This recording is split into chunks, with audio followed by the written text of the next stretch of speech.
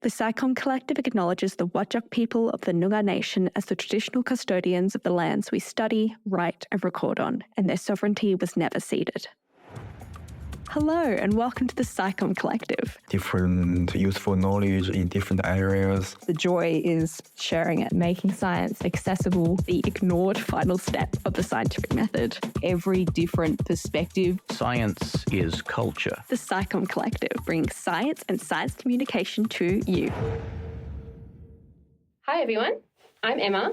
And I'm Felice. We're your hosts for today. Thank you for joining us. So today we have a special guest from all the way from the UK here in person with us in the studio, Anne Grant. So she's an Adjunct Associate Professor in Science Communication at UWA, and she is also the Lead Research Fellow and Policy Analyst at the National Coordinating Centre for Public Engagement. So that's in the UK, and it focuses on engaged research, collaboration, and leadership. She's also been a senior lecturer with Open Universities and lectured in science communication here at the University of Western Australia and also at the University of Western England, Bristol.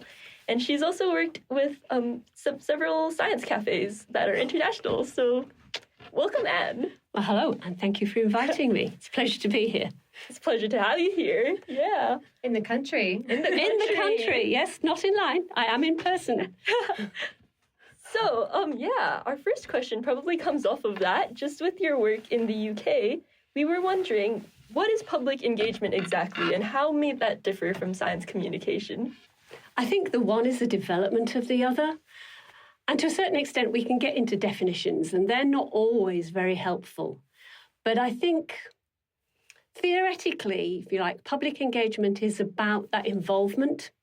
It's about more than dissemination. Science communication, I know we wouldn't see it that way, but many people see it as a kind of telling people stuff, giving of their wisdom to the great unwashed. But I know we wouldn't see it that way, and probably listeners to this podcast wouldn't see it that way, but it does have that vague feeling about it. And so, back along in the UK in about 2000, there was this shift to thinking about ways of engaging people with science and technology. Public engagement with science and technology probably has the world's worst acronym, PEST. But not as bad as the one that came before it. Which was PUS. Yes. Yes, Public Understanding of Science. Oh, yeah. So neither of those are very lovely. The idea being that, it's about science and technology are part of everybody's lives. Yeah. And we all have a kind of identity in terms of science. And some of us are strongly identified, some of us are less strongly identified, but we all have something to bring to the enterprise of science and technology. And I think that's what's important, that it's about being part of the enterprise rather than receiving wisdom about science. Does that make sense? Yeah, I think it does. So it's more of like a two-way kind of thing. Definitely two-way. Yeah. It's about dialogue. It's about conversation. It's about but kind of moving on from there, it's about sharing expertise that, we all come with experience, knowledge, thoughts, expertise about the topics in science and technology that affect our everyday lives. And we can all contribute them. You don't have to be an badged expert to have an opinion. You might have lived with a medical condition. You might have experience, you might be an absolutely avid river watcher or a really keen wildflower scientist, wildflower fan. And so you bring those skills, and you become part of the enterprise of science and technology. Yeah. And Yeah.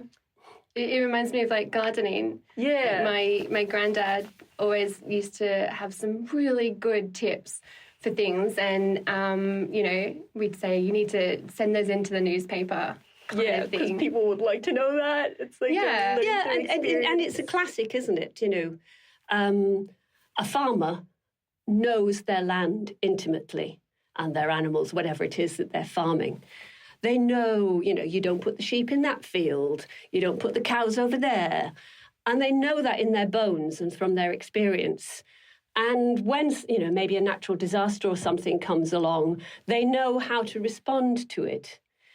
And an agricultural expert also has their expertise, but rather than kind of one dominating the other, it's about bringing the two together to make the best of a situation. So like your granddad knew his garden, he knew his plants, and he would have been able to pass that wisdom on. A botanist would have come with a different set of expertise.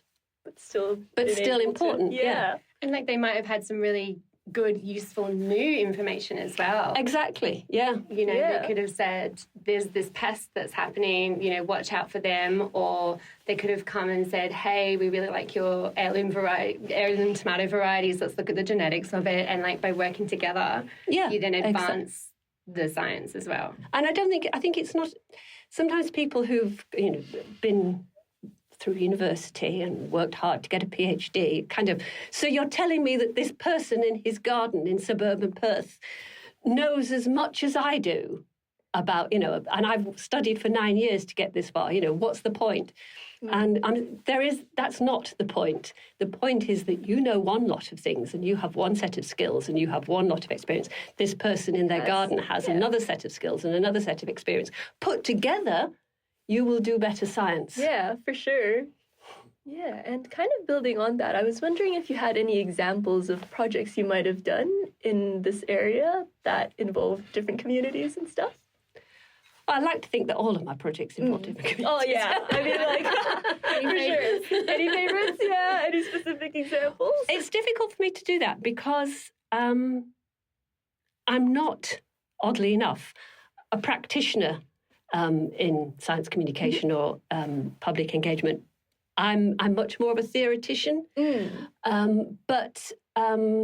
So, for example, when I was working with the Open University, I was part of an astrobiology unit, and that was a astrobiology research group. That was a really interesting group of people because it had physicists and chemists, you know, they know about the planets, but it also had lawyers. Ethicists and geographers and me, the engagement person, because the enterprise of astrobiology is about much more than pointing a rocket ship at a moon. Yeah. It's about ethics and about societies. And so one of the things I did there was we wanted to develop some educational materials for use in schools, but also more widely. So the first thing for me to do was to go and talk to teachers about, you know, where could the place of astrobiology be in their classroom? What kinds of things where did it fit in the curriculum? What could they see themselves doing? Could they pull back from the science, if you like, in inverted commas, and get their students thinking about the ethics of interplanetary research, the legalities of putting things on different planets? So that was a really important starting point for me. That was the community that mattered. Yeah. And that was where we went. And I also did some work with student teachers. Unfortunately, my time with astrobiology was almost exactly coincided with the COVID pandemic. So it was I couldn't do it in person. But I did work with some student teachers who were in Wales, which is obviously part of the UK. But the interesting thing about Wales at that time was it was just developing a new science curriculum. Which was about developing concerned citizens who, as part of their, you know, for whom science and technology was part of their lives. So because it was COVID and schools were disrupted, and because of the new curriculum, they were able to develop day-long sessions that focused on the idea of sending a mission to explore another planet, but was able to bring in all these discussions about ethics, about legalities, about the society's attitude towards exploration. So those kinds of things, you know, I think it's really important to kind of identify the people who have the skills and the expertise that you don't have. You know, so I could come in with my theory about engaged research, about what mattered, about inclusion, about exclusion. They came in with their skills about teaching, and they knew their students. The students came in with their questions. You know, we were all part of the same group. Yeah, that's really nice. Yeah, it sounds collaborative. Yeah. It's totally collaborative. I think that's the essence of engaged, because you asked me about public engagement with research, but in a sense, I've moved on. Yeah. And when I say on, it sounds like directional, and I really don't mean that. It sounds like I think that anything that on the wrong side of the arrow is wrong. And I don't mean moved on in that sense. I mean, I changed perspective. Yeah. That's a better way of putting it. And now we're thinking about engaged research, which is kind of a development of public engagement, but it's about collaboration, as Emma was saying, about doing better research together and working with different communities, different groups of people. A colleague of mine, for example, is working with some ecologists, and they're really interested in how people engage with their environment. Mm-hmm. But they are very conscious that, at least in the UK, the countryside is quite an exclusive place. It tends to, the people you see out hiking tend to be white, tend to be middle class, tend to be older. So there are huge communities of, ethnic minority groups or younger people or older people who aren't in the countryside. So they have deliberately gone out and worked with walking groups for ethnic minority communities that are specifically set up to be, Muslim women or whatever. Yeah. But not in a kind of, let us take you into the countryside and share the wonders of the country. But what are your stories? What's your relationship with the countryside? And what they've found is that it's that listening that really matters, that I go into the countryside with one heritage and one set of ideas and one set of interests. Other people approach it very differently, but by actively and deeply listening to each other's stories of engagement with the countryside, we learn more about the countryside. Yeah, pretty much. Exactly. Yeah. We share experiences, and that's really super important, is that you have to approach it on a basis of equity. It's not enough to say, come into my club. Yeah. Because that automatically says, that's my I'm club. In charge. Yeah. This is my club. But let's meet together. Let's respect each other's ways of knowing and respect each other's background and heritage and expertise, and we will learn together. Yeah. I mean, some of that is going to still say that we think the countryside is important. So then how do you approach that as an idea? That you're saying science is important and the countryside is important, and you're recognising that certain groups might not be engaging with that, and then you're going and asking them why, and then asking them, well, what would they like to do to engage with this? And they might say they don't actually care about engaging with it at all. But then do you still have this idea that it's still important? That kind of seems like it does still have that ownership over what we think of as science and what we think of as enterprise being useful, being something that we need to do. I think the clue there is, rather than kind of going to a youth group in a town and saying, you should come into the countryside, they deliberately approached groups who were already engaged with the countryside, but in a different way. Yeah. Okay. So there's that sense of shared value was already there. Mm-hmm. Yeah. And I think that's important. I have little truck with the word inspiration. Lots of times when people talk about why they want to do public engagement, it's, to inspire people. Because science is important. And when people say science is important, we need more young people taking science subjects, we need more undergraduates, I don't argue with that. But I think you have to say, why is it important? What matters?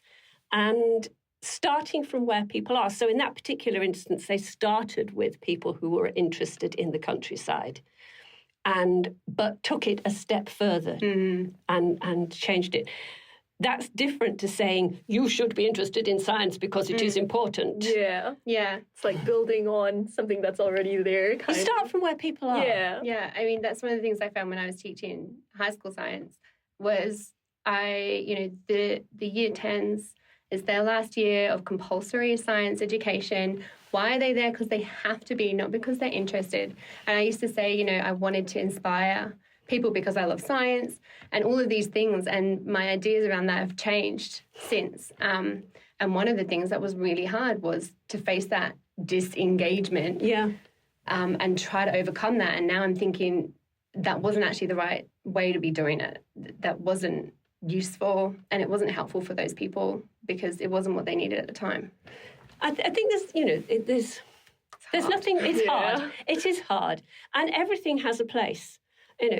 The beauty of going back to astrobiology, it's very easy to get people excited about journeys to the icy moons, Enceladus and Titan. They're beautiful places. They're mysterious, and lots of people are fascinated by it. Like the narrative is really... The narrative is great. It's great. But not everyone is, and you can't force people to. So there's a place for sharing our stories and sharing our wonder and sharing what gets us excited about science, whichever branch we happen to be interested in. There's a place for that. But you can't drag people in unwillingly. They have to be able to identify that there is a place for them in this enterprise. Yeah, for sure. And kind of building onto that, we saw that some of the other work you did was to do with science cafes, and was it cafe? That goes back a long way. Yeah. That goes back a long, long way. Almost 25 years now. Yeah. The first cafe in the UK, well, they were simultaneous. They started in the UK and France at the same time, was in 1998. And I started a cafe in my nearest city, which is Bristol, in 2003.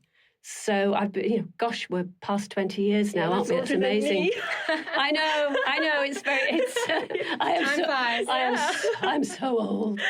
But yeah, I mean, they were part of this. I said it occurred around the year 2000 in the UK. This moment, this turning point, if you like, where it started to be less about sharing wisdom and more about learning together. And a dear friend who's now died, Duncan Dallas, who was the person who started cafes in the UK, just thought, let's just get people together to talk about science. Everybody has a comment, has a thought, has an opinion, has something to share about the issues in science and technology. So it started from the Café Philosophique, which were a French invention where philosophers would sit around in a cafe and have a glass of wine and talk about philosophy. It's the same principle. And the thing about a cafe is you go in expecting to have a conversation. Yeah. You sit around a table, as we're doing today, you have a chat, you share a drink. It's about facing each other and having a conversation. It just happens to be a conversation that's about science and technology. So we very much discourage, I say we, the movement very much discourages the idea of a lecture. It's not about, it's about, they do have speakers, but it's someone who just kind of rocks up and talks about the work that they're doing. So I would talk about open science. I would talk about engaged research. It might, whatever it is, the Earth's magnetic field, particular disease, sharing, what gets them excited about it, what they're doing at the moment. And then it's just a conversation. That's a tiny part. It's maybe 10, 15, 20 minutes. And we discourage people from using PowerPoint. So it's not about a presentation. It's just about people talking. And, it's about the tables. It's about looking across from someone and having a conversation about it. Even if you just turn to the person next to you and go, I haven't a blooming clue what they were talking about. Did you used to run one? Yeah, I ran one in Bristol for years. As well? No, we never did get one started in UWA. Because when were you here? 2016, 2017. Okay. And when you were here, you were doing the science communication. I was lecturing in science communication, yes. Yeah, but you didn't start a Café Scientifique? No. It's just one of those things. I think you really need to know your city very, very well. And you need to know, where the cool places are. And because I was not just new to the city, but new to the country, it took me a while to kind of play myself in, and I wouldn't have been able to say this is a good place to have one. The good place to have one is not at a university. Universities are scary places if you're not a university person or a student. So it's just a cafe. It's just someone somewhere in the city centre or the town centre or wherever. So no, I never did. Because we have things like there's There's Pint of Science and Science in the Pub and things like that. We do. And also, I think in Perth, there's the Innovators Tea Party, who are doing quite a lot of women in STEM and mentor outreach to schools. But I love their name, and it makes me think of a cafe. But I don't know if that's what they do. The idea of a cafe as an approach to engagement with a topic has certainly spread. I don't know if you have them in Australia, but in the UK we have a movement called Death Cafes. And it's a similar kind of idea that you go and you gather and you think about the issues. You know, death is not something we talk about. And in Western culture. And so you go and you kind of just have a coffee and a piece of cake and you talk about things, or you don't talk about things if you're not a person who wants to talk about things, but you're in an atmosphere where it's okay to talk about, It's normalising openness. It's normalising that openness. And in the same way that science cafes, Café Scientifique, normalise the idea that we all have something to say about science and technology, this notion that we all have something to say about the arts, about death, about the cities we live in. That's the theory behind it, if you like. I really like that idea because I find that, like, as a undergraduate student, I don't have a degree yet. I'm still quite young. Sometimes I feel like it's not my place to be saying things that I might not have expertise in, but this idea of having, like, open conversations and that your experiences and your ideas matter no matter like who you are and what background. It's really encouraging for me to hear, I think. I totally agree. You know, I know you kind of, if you go into a school, for example, and you talk to students, they always are fizzing with ideas and are ready to share those ideas and want to share those ideas. And I think it's really sad that as a culture we kind of suppress this notion that our questions matter, because that's where research happens, is in those questions. And it doesn't matter where our questions come from. You know, you might say something to me about, you know, an idea in public engagement, and at the back of my head I might know that's been done. But I'm not going to say that to you because that's your idea, not my idea. And I think sharing our ideas is what really matters, and encouraging questions and openness, as we've said. Yeah, it's like that kind of, I guess it's giving people a space to feel comfortable sharing ideas. I think that's really important as well. I agree. Like, it's about helping people to understand what their identities are in relation to science and encouraging those and saying, you matter. It's really nice. I've got really interested in this notion of science identity. You know, to what extent we identify ourselves as a science person. And you see this, you know, little children have no trouble identifying themselves as scientists or, you know, as technologists. They spend their lives building things and asking questions of the universe. It's something that kind of dies in us sometimes as we go through our teenage years and maintain. Not everybody, can feel it. not everybody. You know, but you have to have confidence in yourself to be able to maintain that identity as a science person. And maybe you also need to have people around you that are encouraging that. Oh, totally. I mean, a lot. You know, you have to have parents who are happy to talk about science. You have to have teachers who are comfortable with this notion that there are questions, and lecturers who are comfortable with the notion that there are questions to ask. It's a bit like we were saying about engaged research. It's an enterprise of a community. You know, the children, the young people, the lecturers, the teachers, the parents. We're all part of this science community, and we all have something to contribute to the mix.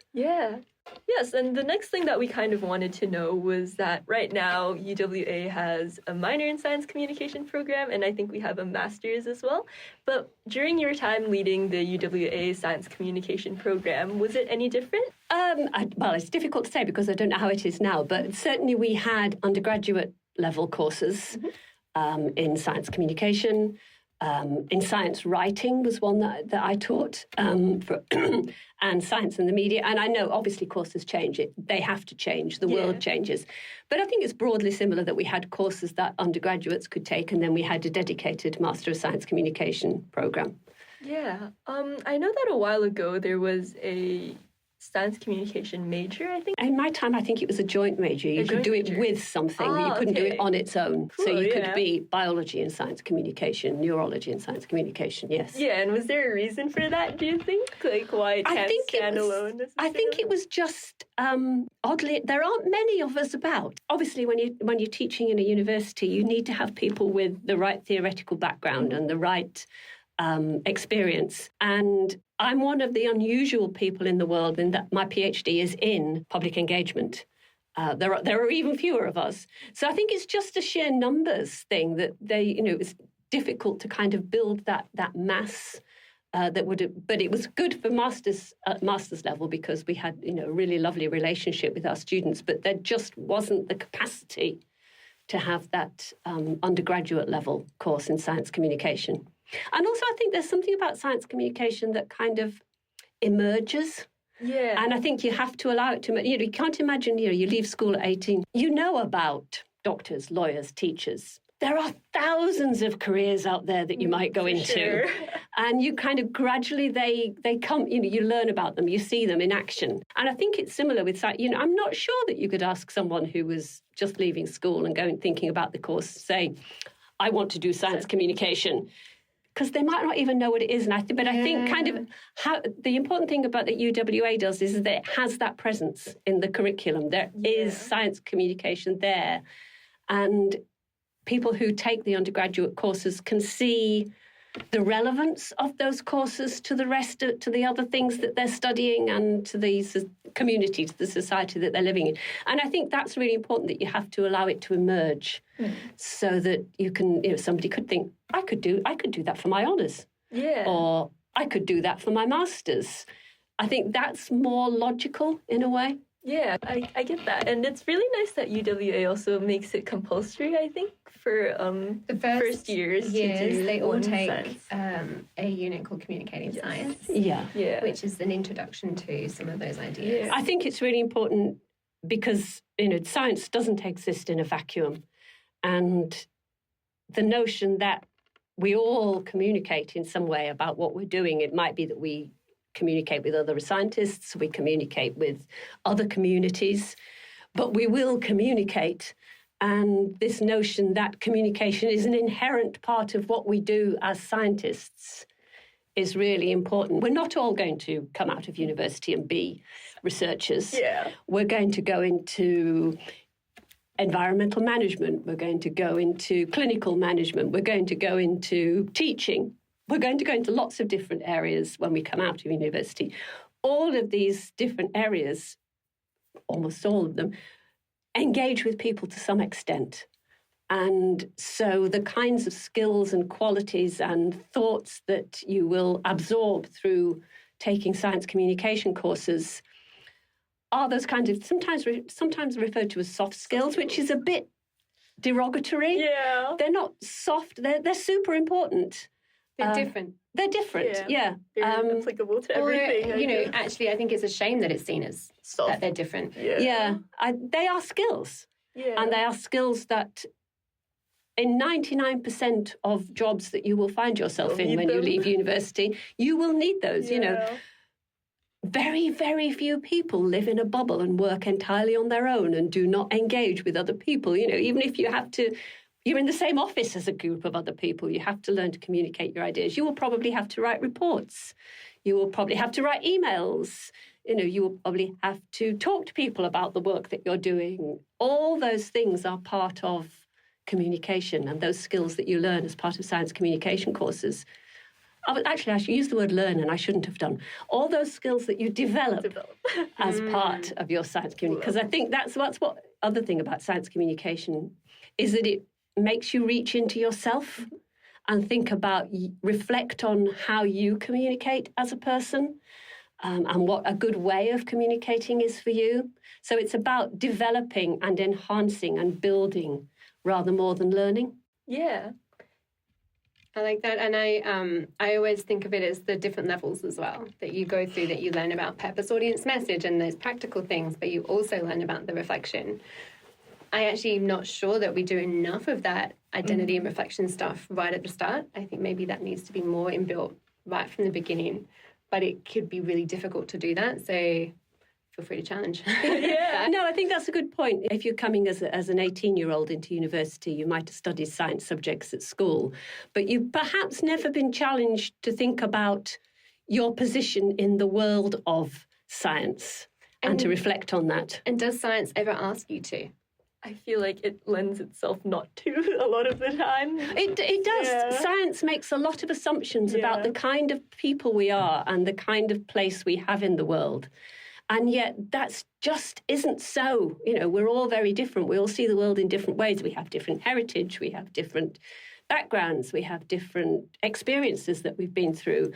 And that's what makes us special and means that everybody who comes to science brings a different value and quality to that. And that's what we need to reflect. What is it that is so special, so valuable about me that I can bring to the enterprise of science? Yeah. And we don't reflect. We don't think about that enough. We don't challenge people to think about their identity. I wonder if it would help too for those people who are trying to find where they belong. That a bit of that self-reflection, trying to think of the word and I can't think of it, where the confidence, you can feel more confident about who you are and why you're doing it and why you're there and what your purpose is and why you want to engage. And that can change, but the self-efficacy, like that you understand that you belong, is, I think, and that really you have important. a place. It's not so much that you belong as that you have a place. That you have a place, and you have a right to that place. And like how valuable that might be. Yeah, absolutely. Yeah. Yeah, I think it definitely is, especially since science, like in the scientific community, I think a lot of the time is seen as, it's just like information. It's not like personality. It's about knowledge. Opinions. Yeah. There's this drive to see science as an objective enterprise, but which it's not. It absolutely never is. Even the hardest of hard sciences, it's still objective. It's still subjective. Yeah. You still make your decision that you're going to use this kind of statistical test to analyse your results. That's a subjective decision. There's nothing objective about that. What do you think is important within that science communication curriculum? And we've heard a lot about lit reviews and these things that we're expected to do as science communicators, and we were just wondering your thoughts on that. I think it takes us back to reflection. And I think we have to, first of all, reflect on what our purpose is for engaging in this work. That's a really important place to start. Why is it that we consider this to be important, this enterprise? Then alongside that, we recognise that there is a huge research field and growing research field of engagement studies, science communication studies. I think we need to understand the theory. We need to understand the development, how the world has changed, why we do the things in the way that we do them now. So we need to address the research and think about ways of communicating. I think we also need to think about inclusion. And if we are thinking about engaging with different communities as an important aspect of what we do, then which communities, how to engage, how to respect other ways of knowing. That's really important too, that, we mustn't go in and go, we're right, we're Western scientists, this is what matters. There are other ways of approaching questions and other ways of understanding issues that we need to think about. So I think I wouldn't say you need to include X, you need to include Y, but I would say that you need to reflect. You need to think about the research that's happening in the field that we're in. And that's why we do things like lit reviews. Yeah. Because those are ways of assembling knowledge. And I sometimes describe it as like a map. Maps perform two functions. They help you understand where you are in the landscape of engagement, where you're sitting. And then they help you plot a route for where you want to be. So that's the importance of doing something like a literature review. You might have a question that you want to ask. I know, for example, that Emma is very interested in the notion of inclusive science communication and the values that people bring to science communication, their personal values, their disciplinary values, perhaps. But by mapping what we now know about inclusive science communication, we can then develop a question, a thought. We can identify gaps in the map. There's a big blank area over here. This is where we can put a question. Having understood where we are, we can plan a route for how to get there. Yeah. Yeah, I should probably say I'm currently doing a unit with Anne. Normally online, which is why it's so nice to have her. You mentioned that I taught here a bacalong, and I'm currently delighted, thrilled, really excited that I'm able to support Heather by teaching one of the units in the master's course. That's awesome. 4402 Literature Reviews, which, as Emma says, we normally do online, but for various reasons, it was a good time for me to come and be here in person in Perth. And one of the things we do, one of the fabulous things about that unit, actually, is that we have Masters of Science Communication students, but we also have clinical research, Masters of Clinical Research. We've had Masters of Engineering. We've got Masters of Conservation Biology, Environmental Science, all kinds of exciting things happening. But by engaging in these different ideas, we learn a little bit more about ourselves and about each other. Thank you so much. Oh, it's been a pleasure. It's been an absolute pleasure. Yeah, thank you. And anybody who's interested in all those things, then absolutely have a look at some of the links that we're going to put in our show notes. And thank you so much. It's been a pleasure. It's lovely to have you. Thanks for listening. Find us online at thescicommcollective.com. That's com with 2 M's. Questions or comments about today's episode? Get in touch on Instagram at the SciComm Collective. The SciComm Collective is supported by UWA's Grand Challenges Impact Grant.